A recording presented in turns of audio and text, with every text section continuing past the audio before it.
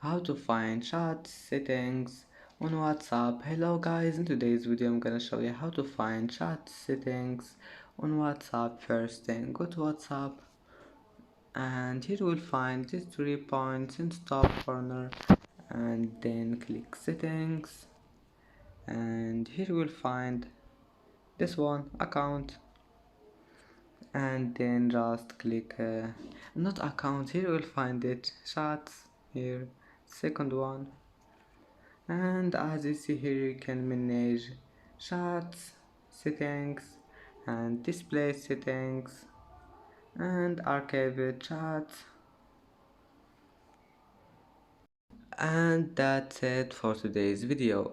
If you like this video, don't forget like and subscribe, and thank you for watching this video until the end.